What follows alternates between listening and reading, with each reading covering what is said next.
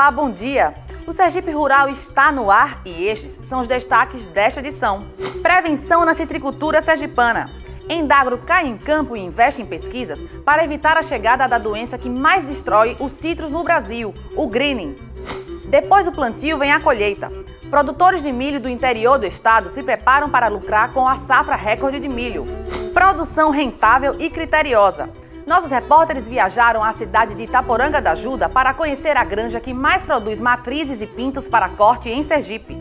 Agilidade e equilíbrio. Última etapa da prova dos 3 tambores, promovida pela Associação Sergipana de Quarto de Milha, reúne amantes do esporte em Povoado de São Cristóvão. E ainda, uma entrevista especial com o secretário de Estado do Meio Ambiente, Olivier Chagas. Não saia daí, o Sergipe Rural, o telejornal que traz para você as notícias do campo, está só começando.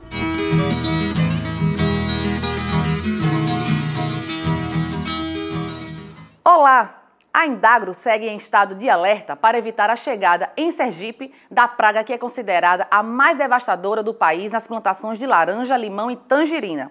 Eu me refiro ao greening. Ações preventivas já foram colocadas em prática para não deixar que a citricultura no estado seja atingida. Confira os detalhes na reportagem de Patrícia Dantas e Wesley Cruz. Ela ainda não está nos laranjais, que já sofrem bastante com várias pragas. Mas a doença greening já preocupa e muito os órgãos que fazem a defesa vegetal no estado. Causa o entupimento dos vasos que levam os nutrientes para toda a planta e quando essa bactéria se desloca na planta, ela deforma o fruto. Então, a planta fica improdutiva. Esse fruto, ela amadurece uma parte, ele fica pequeno. Um amadurece uma parte, outra parte desenvolve um pouco. Isso deformando o fruto da laranja. O fruto da planta da laranja. Então, ela deforma esse fruto. Então, o grande sintoma é amarelão nas folhas e a deformação do fruto. Segundo a coordenadora da defesa vegetal da Endagro, Aparecida Andrade, greening é causada por uma bactéria que pode acabar a citricultura no estado. E o pior, não existe nenhuma forma de controle da doença. É uma das piores doenças do mundo, né? Ela já está disseminada em São Paulo, Minas e Paraná. Existe uma suspeita na Chapada Diamantina, então é uma praga devastadora que ataca todas as variedades dos citros, né, perigosa, e tem como hospedeiro o psilídeo que a gente tem aqui em Sergipe. Muitos pequenos agricultores, como José, já estão cansados de ver tantas pragas atacarem o laranjal. Mosca negra, a hortésia, as cochonelas, tem vários tipos de doença, laranja. Está difícil de controlar porque o custo é muito alto, os pequenos produtores não têm condições e está difícil. Vai passando de um sítio para o outro. Um pulveriza, outro não pulveriza, aí fica assim, passando de um para o outro. A gente está tomando cuidado, né? Se prevenindo. Segundo a Aparecida, a Endagro já iniciou uma série de ações para evitar que a doença chegue aos pomares citrícolas de Sergipe. A Endagro tem algumas estratégias, uma delas é esse trabalho de divulgação, junto com a mídia, junto com palestras técnicas com o produtor rural. Estamos fazendo a coleta de 40 amostras de psilídeo em 9 municípios estratégicos do estado, né? Aqueles municípios que ficam no corredor sanitário, aqueles municípios que têm propriedades que têm uma movimentação grande de cargas para a colheita. Então fizemos a seleção junto com o pessoal da pesquisa da Endagro, selecionamos esses municípios e já mandamos 35 amostras para São Paulo, para o laboratório em Cordeirópolis, para fazer esse trabalho de verificar o DNA desses insetos para saber se tem essa bactéria ou não. Esse é um trabalho já estratégico nosso, é um trabalho que vai ter continuidade em 2016 e estamos escrevendo o nosso plano emergencial, que caso essa doença entre no estado, a gente já tem esse trabalho já pronto de controle dessa doença. Agora, o papel hoje mais importante do citricultor é fazer esse tipo de prevenção. A doença é silenciosa e causa danos muito sérios à planta. Mas pelo discurso de Gerôncio e do filho Luiz, depois da conversa com a Aparecida, parece que aprenderam direitinho tudo o que é preciso fazer para prevenir o laranjal. Tem que ser caminhão lavado, caixas lavadas, roupa até do pessoal que tira laranja tem que ser lavada também, porque isso atrás a praga para dentro do sítio da gente. A gente tem que ficar atento quando for comprar as mudas, porque a gente pega de viveiro que a gente já pegou de viveiro autorizado do Endagro também, quando a gente vai comprar. Os vizinhos que tiver pé de multa, ele vai ter que, por obrigação, eliminar, porque ele atrai muita praga. E a gente tem que fazer essas coisas.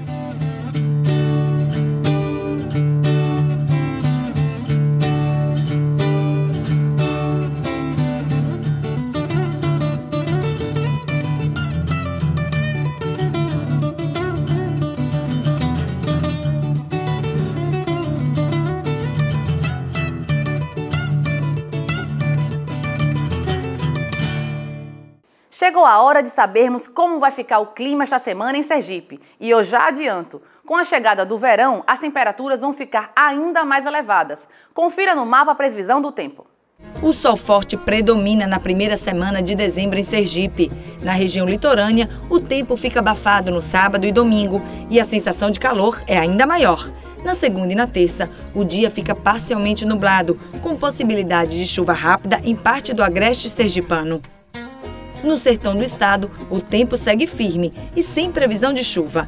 Na quarta, quinta e sexta, a sensação de calor aumenta ainda mais com a chegada de uma nova massa de ar quente. A temperatura durante a semana deve variar entre 23 e 35 graus. No município de Poço Redondo, a temperatura deve chegar aos 33 graus, 34 em Itabi e 35 em Carira. A seguir, produtores de milho se preparam para colher safra recorde no sul do estado. O Sergipe Rural é um rápido intervalo e volta já.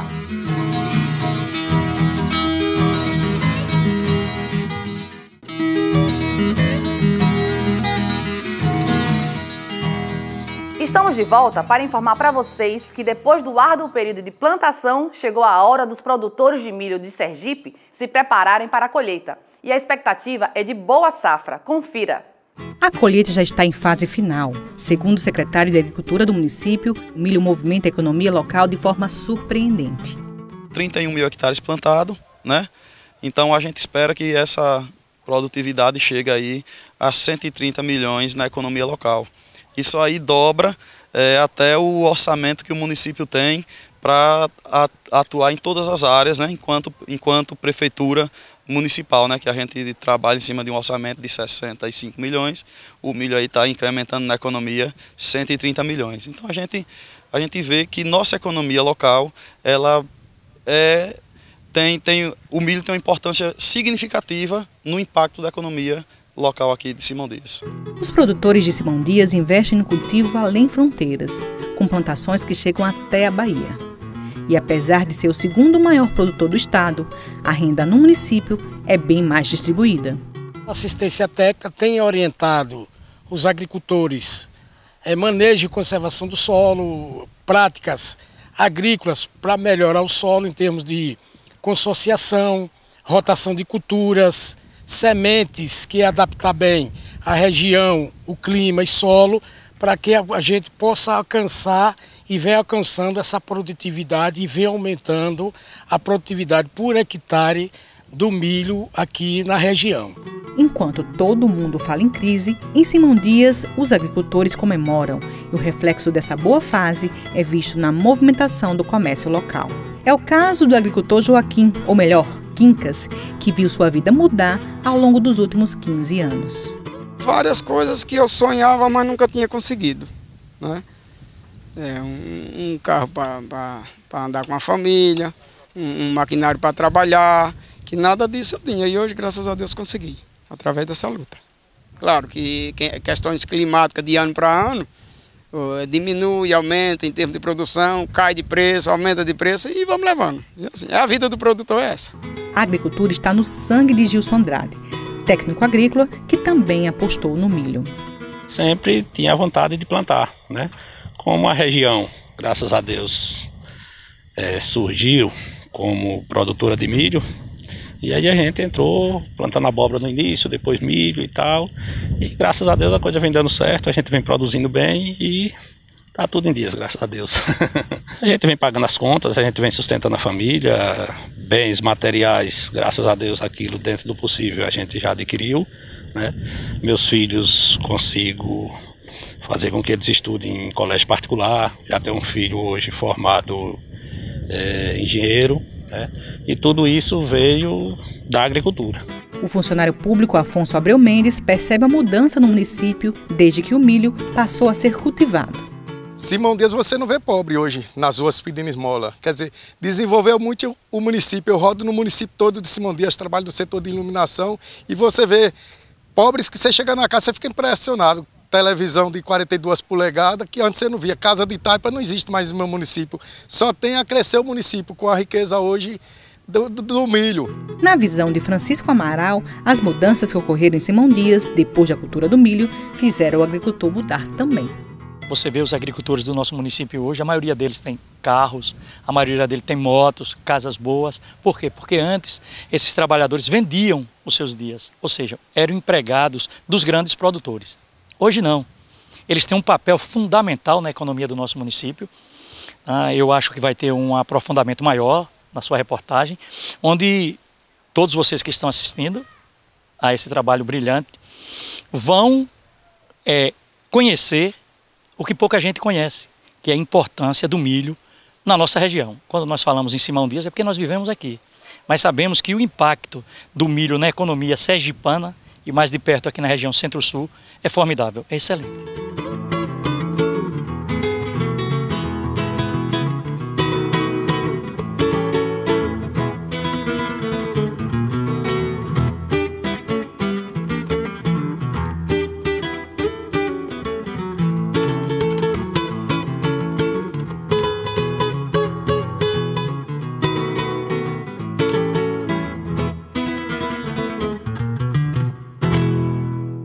E você que é agricultor, pecuarista ou que tem alguma dúvida sobre um determinado assunto ligado ao campo, entre em contato com a gente através do WhatsApp do Sergipe Rural. Anote o número 998946691. Você pode sugerir algum tema de reportagem.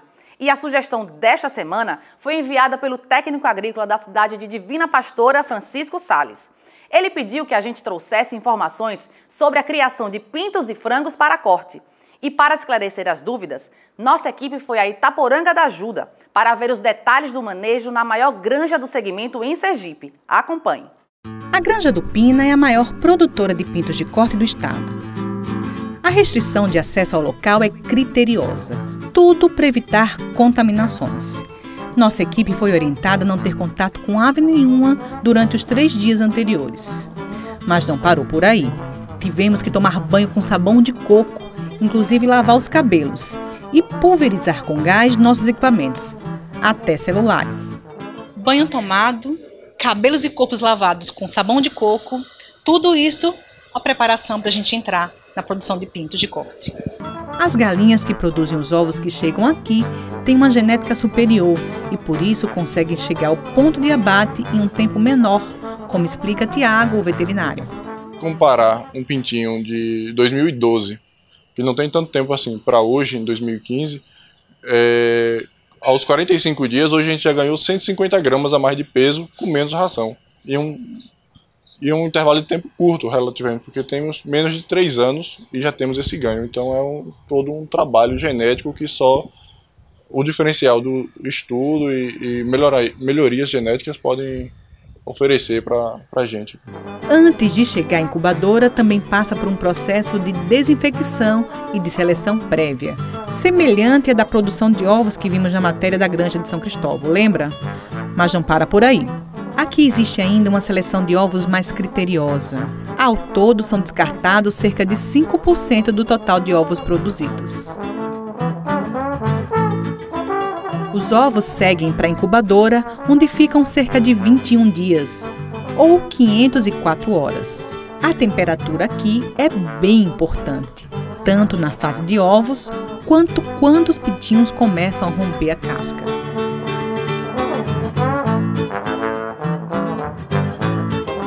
Os pintinhos são avaliados depois do nascimento. Só seguem para a venda os que não tiverem qualquer problema de má formação. Nessa seleção, a gente vai observar a seguinte questão. O nascimento do pintinho, se nasce pintinho com um olhinho cego, biquinho de tesoura, quer dizer, aleijado, né? E também eles nascem com uma deficiência nas pernas. Às vezes nasce com a perninha para trás de acordo com o nascimento na bandeja, a posição, quando ele sai da casca do ovo, na bandeja, aquela perninha fica voltada para trás, aí ele fica também aleijado. Você pode encontrar pintinho aleijado. E o que acontece com esses pintos? Aí a gente vai separando essa parte de pintinho com dessa deficiência para a gente eliminar. Depois os pintos passam pela sala de vacinação. Aqui são produzidos 1.200.000 pintos por mês, que saem das terças aos sábados, no final do dia, para que sofram menos com o transporte. Os pintinhos daqui vão para granjas de Sergipe e de parte da Bahia. Pintinho de um dia, como a gente é de praxe, chamar pintinho de um dia, isso porque a gente, após o nascimento desse pintinho, em torno de 7, 8 horas, a gente está destinando esse pintinho para a região da Bahia. A gente tem cliente na Bahia, tem cliente dentro do próprio estado.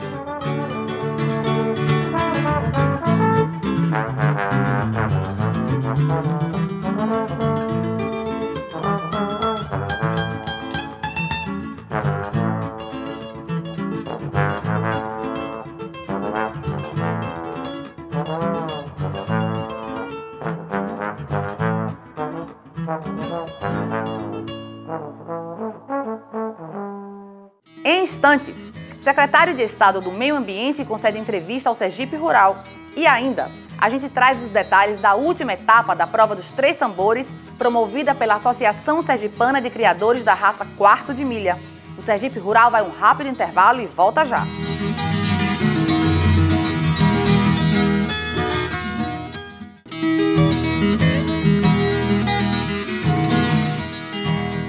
Amantes e criadores da raça de cavalo Quarto de Milha estiveram reunidos no município de São Cristóvão para prestigiar a última etapa da prova dos 3 tambores. Veja! Conhecemos aqui no programa a prova de 3 tambores. Prova de velocidade feita geralmente pelo cavalo Quarto de Milha, que consiste em contornar tambores em menor tempo possível.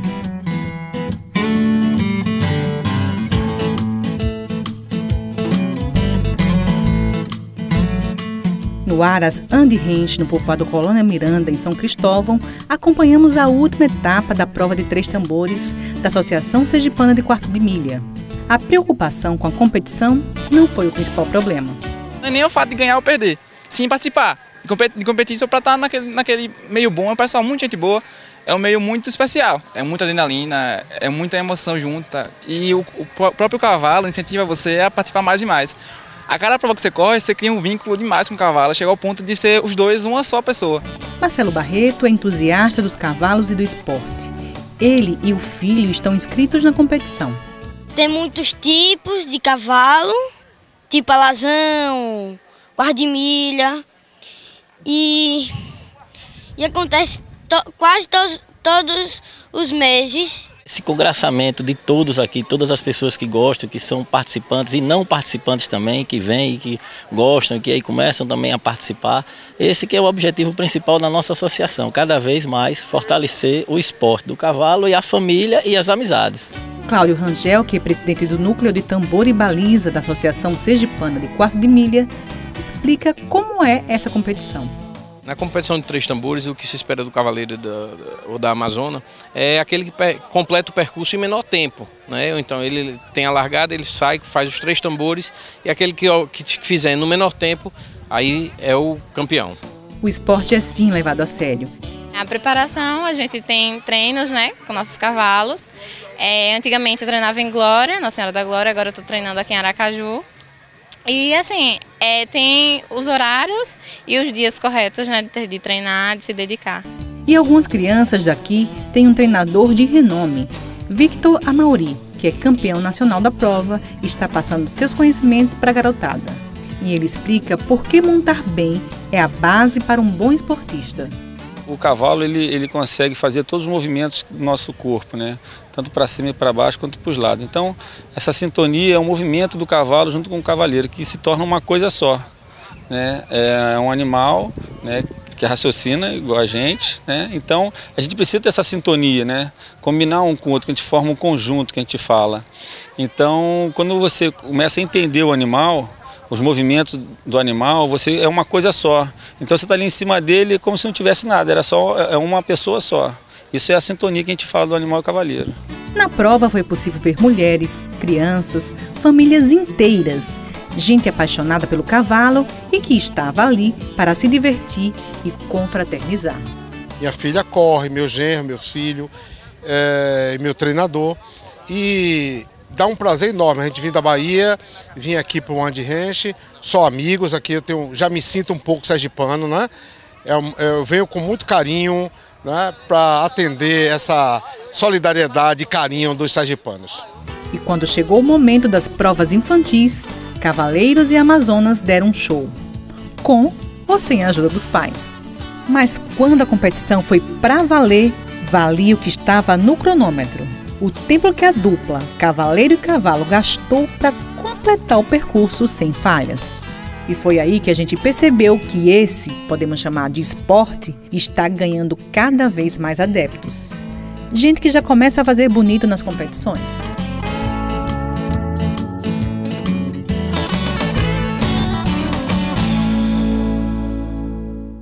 O secretário de Estado do Meio Ambiente, Olivier Chagas, concedeu entrevista esta semana à repórter Patrícia Dantas. Durante o bate-papo, Olivier falou sobre as ações desenvolvidas pela pasta para auxiliar o homem do campo no estado. Confira.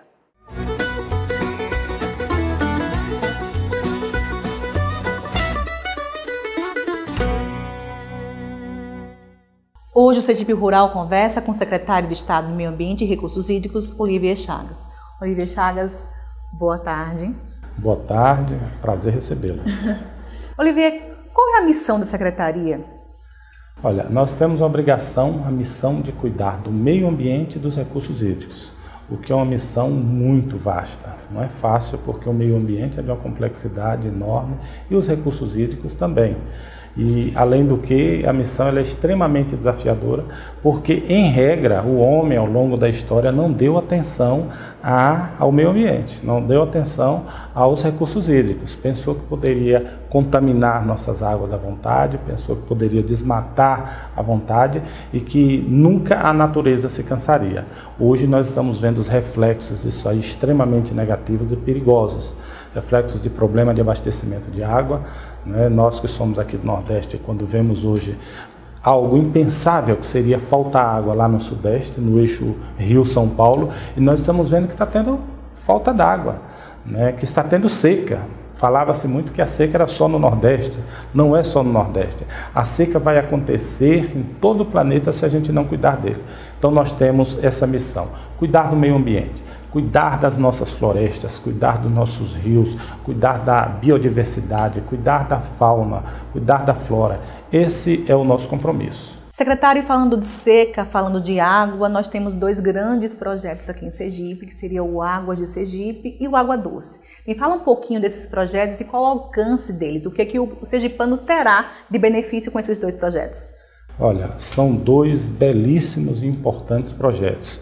O programa Água Doce ele é voltado para levar dessalinizadores para comunidades que não têm água doce abastecida pela Companhia de Água, pela nossa DESO, que no estado de Sergipe é em torno de 8% a 10% da população, já que todo o restante tem um abastecimento normal pela DESO, mas que essas comunidades, que são comunidades carentes, que são comunidades que vivem em regiões áridas, no sertão sergipano, e que têm dificuldade para ter água doce, muitas vezes só conseguindo água através do carro-pipa, nós estamos levando dessalinizadores, que é um sistema que faz com que a água fique boa, de qualidade para o uso humano, inclusive para beber.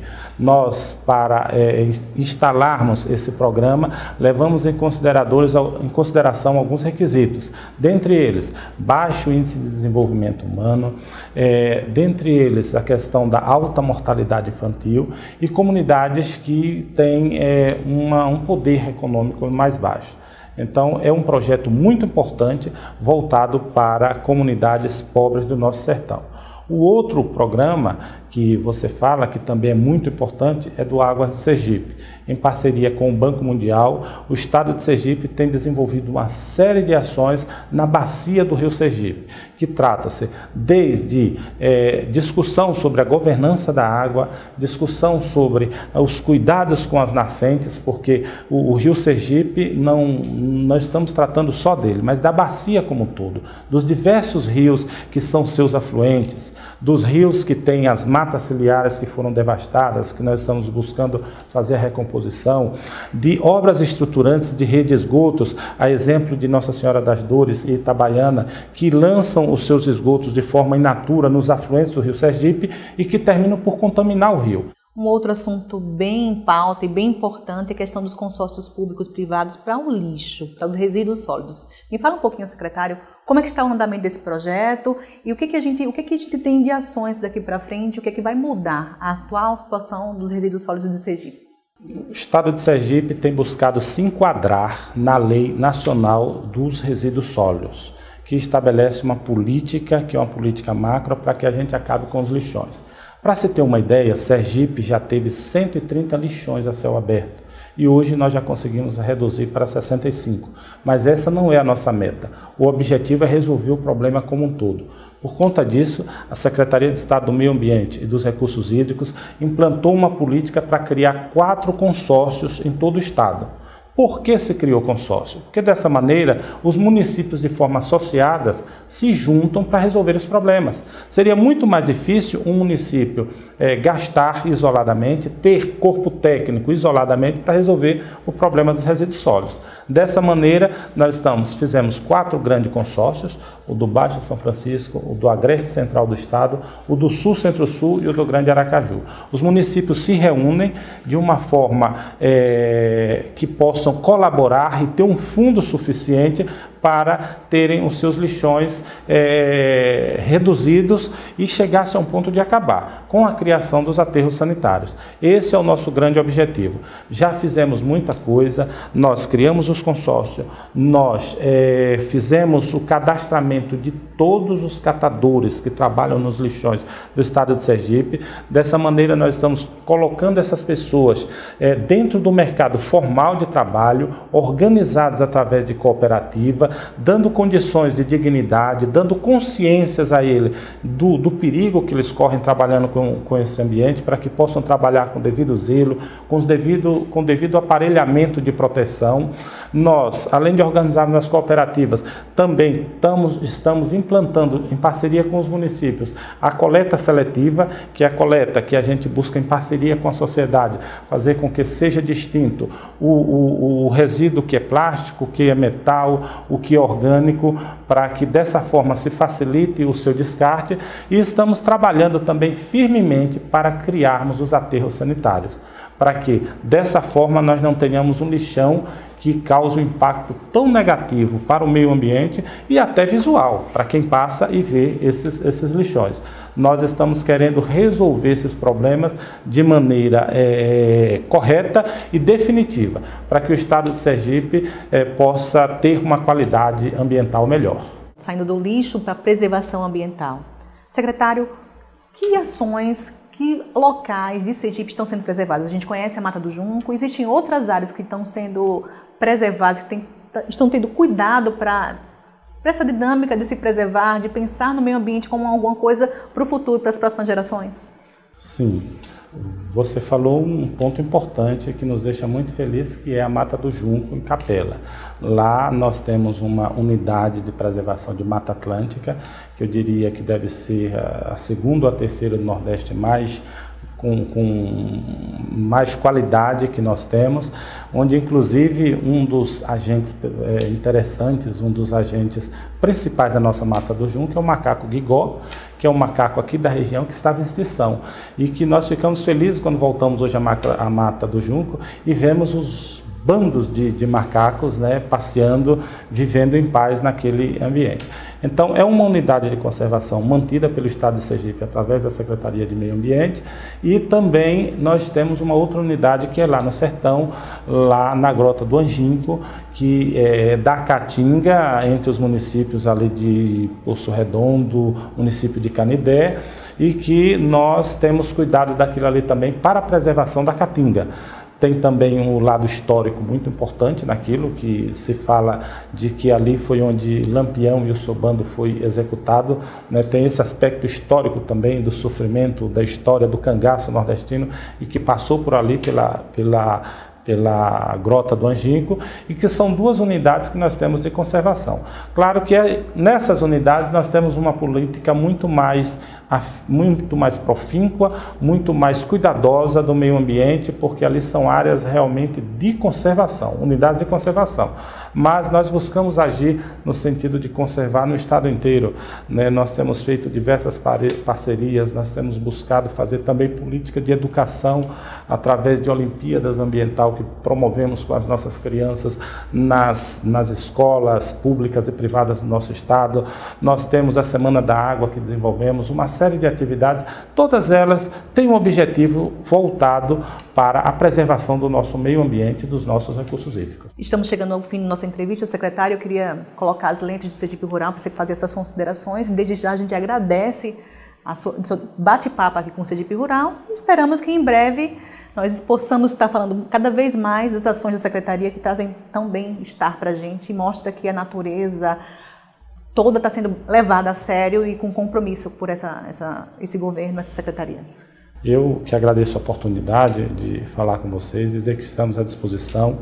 Tivemos um 2015 de muita luta, né, fazendo enfrentamento para buscar cumprir com a nossa missão em defesa do meio ambiente, mas além disso, o que nos deixa felizes é que temos muita esperança de que em 2016 haveremos de fazer muito mais. Por isso já estamos nos planejando, estamos com a nossa equipe findando o ano e já preparando 2016, porque cuidar do meio ambiente é cuidar da vida. E o Sergipe Rural de hoje termina aqui, mas você pode ajudar na produção do próximo programa. É só enviar e-mail para sergiperural@perip.se.gov.br ou através do WhatsApp do programa. Anote o número 998946691. A gente agradece a sua companhia e até o nosso próximo encontro. Tchau!